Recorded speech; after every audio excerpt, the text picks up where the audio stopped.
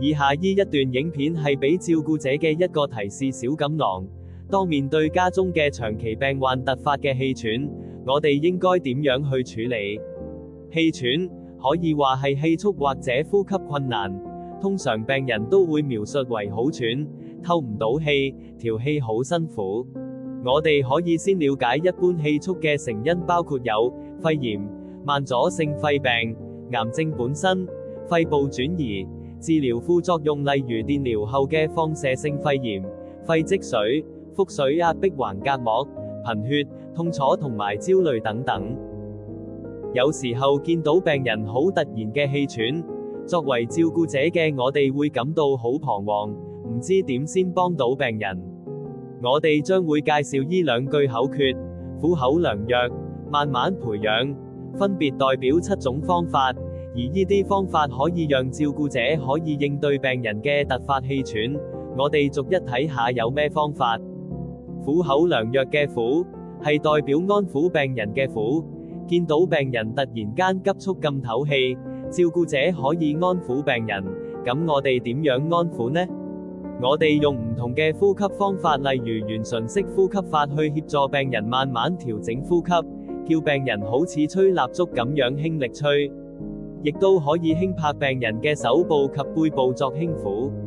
如果情況許可，可以協助病人做其他嘢去令佢哋分心，令佢哋唔好專注喺佢哋嘅呼吸度，例如睇風景、冥想、祈禱、聽音樂等。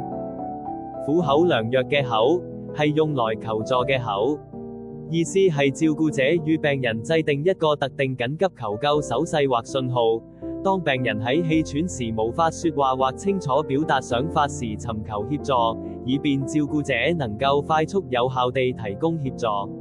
信號的例子，可以用叮叮、沙錘或者其他發聲嘅工具。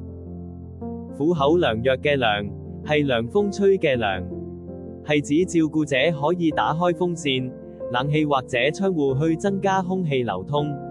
我哋可以使用便攜式風扇，並將風扇固定喺距離面部約6寸嘅位置，讓涼風吹向面部中央嘅部分。有研究證實，病人喺幾分鐘內會感受到舒緩嘅作用。苦口良藥嘅藥，係指經醫生處方嘅藥。照顧者可以按醫生嘅處方協助病人使用，吸入式支氣管擴張劑、嗎啡、抗焦慮藥物，並將藥物放於病人當眼嘅位置。苦口良藥嘅下一句係慢慢培養。慢慢培養嘅慢慢係指照顧者唔好急，慢慢嚟，保持冷靜。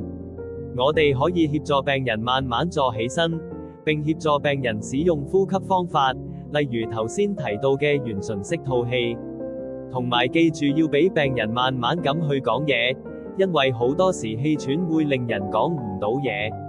我哋亦都要俾啲耐性咁俾病人時間去慢慢舒緩氣喘嘅症狀。慢慢培養嘅陪係指陪喺病人身邊，去觀察病人嘅血液含氧量，同埋呼吸困難嘅症狀，例如頸背肌肉繃緊、面上驚恐嘅表情。照顧者需要留意變化，有改善定係嚴重咗。慢慢培養嘅氧係指醫生處方嘅氧氣。如果病人獲處方，而家中又有氧氣筒或氧氣機，照顧者可以按病人需要調校至適當嘅處方氧氣度數。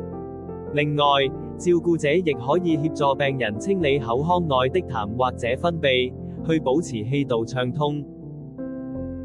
苦口良藥，慢慢培養。記住依句口訣，可以喺突發時幫助病人應對突如其來嘅氣喘。作為照顧者嘅我哋同病人一齊慢慢應對，咁樣先至可以為佢帶嚟最大嘅舒緩同安全感。